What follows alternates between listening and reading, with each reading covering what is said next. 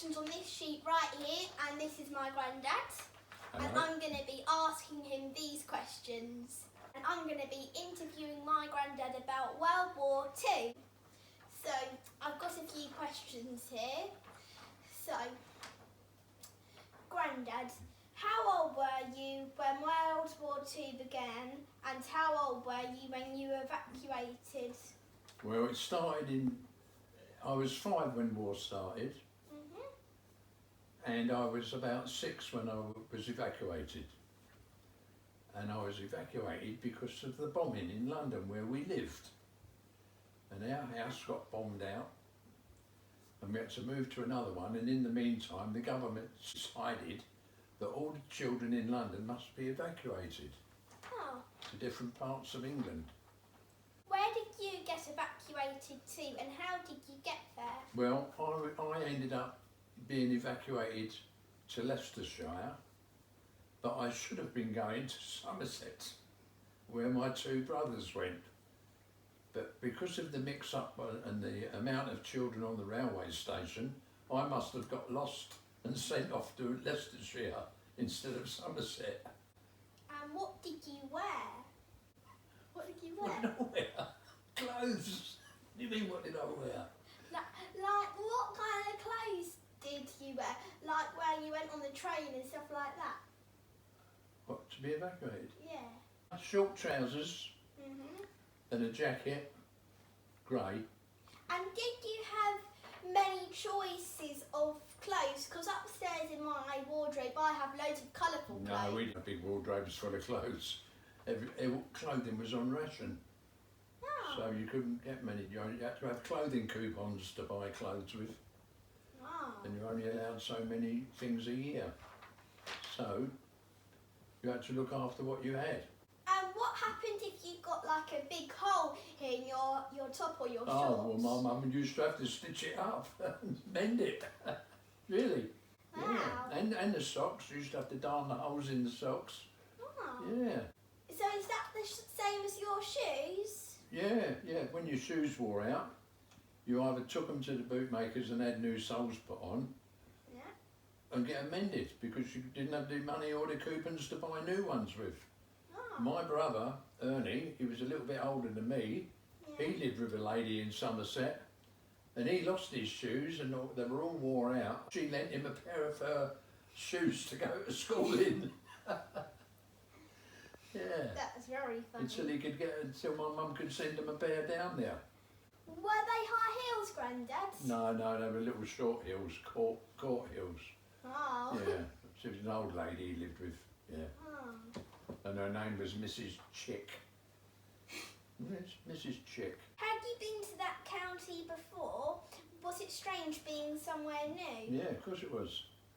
The people there spoke a different dialect to what we spoke. I spoke like from London, and they spoke from the north of England. So you had to get adjusted to the way they spoke. And they had to adjust to the way I spoke, I suppose, as well. Grandad, whereabouts were you billeted to? I was sent to a place called North Kilworth in Leicestershire. And the man and the lady I was with, he worked as a signalman in the signal box on the railway. Oh. Yeah. And they had one little boy called Roger. Was he nice to He was you? the same age as me, yeah, and we got on all right. Yeah. But he became very ill, Really? and he had to keep going into hospital. And in the end, he died after 3 months. And his mum was so heartbroken that she died a month later. That's sad, isn't it? Yeah, that's true. Yeah. So, Grandad, what happened when she died? Where did you go? Well, my mum came up on the train to Leicestershire and got me and brought me back home to London, to where we were living at the time. Went back there with my mum and my dad. Right, my 2 brothers were still in Somerset, and within a week we got bombed out again. And when I say bombed out, I mean the bomb just blew the house apart while we were in the shelters, and when you came out there was nothing left of the house. So the council found you another house, an empty house to go into. And that's what happened. And then I was sent away to Somerset. What was it like when you was billeted to Somerset? Oh, it's very nice, lovely place. And that was a village called West Chinook, near Yeovil. And I got friendly with the boy down the road, and his name was Doble, Wiggy Doble. That's a very funny name. And his dad had a goat, and it had 3 little babies, little kid goats. Yeah. And he gave us each a goat each. And we used to take it to school on a bit of string and tie it up to the telegraph pole outside the school, and the goat used to eat the grass of a daytime. Yeah. So we had those goats for 3 or 4 weeks, and when they got big enough, he took them back off of us. He only used us to get them, you know, matured. All punched up and fat. Yeah, yeah. But he was all right. He was a nice bloke. There was a farm down the road. They used to deliver milk on a horse and cart. Oh. Yeah. And I used to go and help the girl that delivered the milk on the horse and cart. And they did have milk bottles down there. They used to come out with a jug, and you used to dip a scoop into the milk churn, Yeah. and pour the scoop into the jug. It was half a pint or a pint Oh. in a scoop, yeah. And that's how you bought your milk out of the milk churn off the horse and cart. That's cool. Yeah. And we used to go to the farm and help with the harvest, and the farmer used to give us 2 shillings and help with the potato picking, and it was good. Yeah. Yeah. He had 1 tractor and 3 horses. Yeah. Did you have an air raid shelter in London or at your Blitz?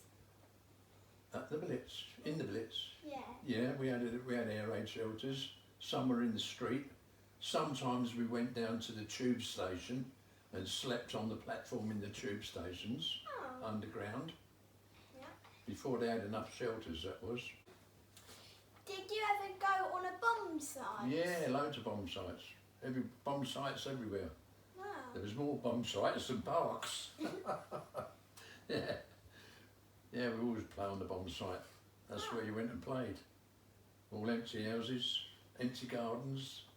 Yeah, everything that was there. Fruit trees in the gardens. You could go and get fruit trees and apples and pears and things in the old bombed out gardens. Yeah, lots of stuff laying about. Did you find any spare clothes in them houses to wear? No, they were all cleared out. They were all empty. Oh. Did you ever find a gun? Yeah, I found a gun. It was a German gun, a Luger. Yeah, and there was bullets with it as well. Yeah, I was about 7 or 8 then when I came back from Somerset. Oh.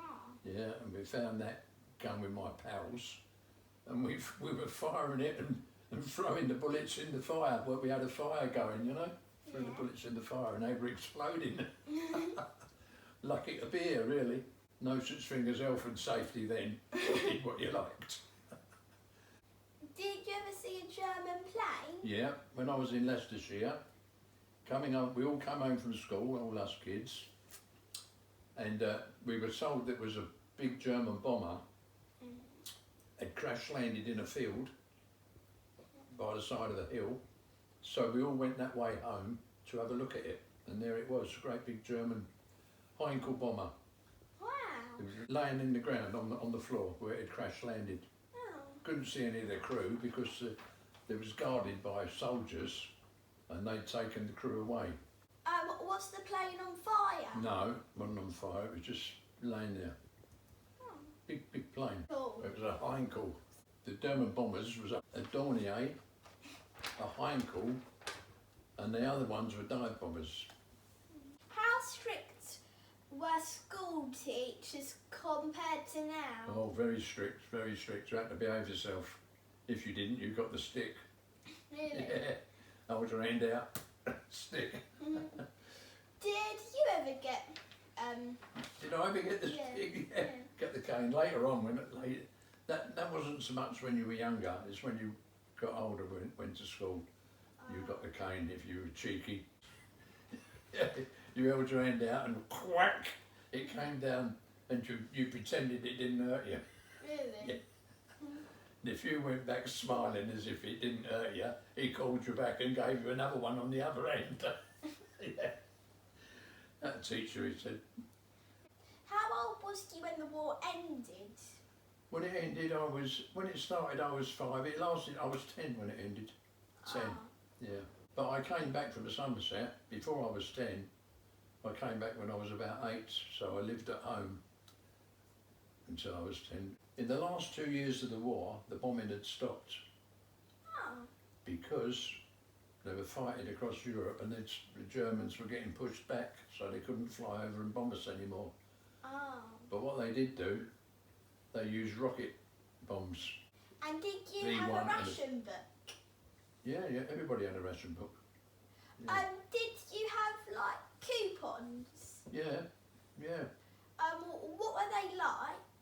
Well, they used to go to the shop with the ration book, and they used to cut them out with the scissors. The coupons were in a page. You had a coupon for butter, one for butter, one for sugar, one for tea, one for eggs, and one for meat. And you only allowed so much ration.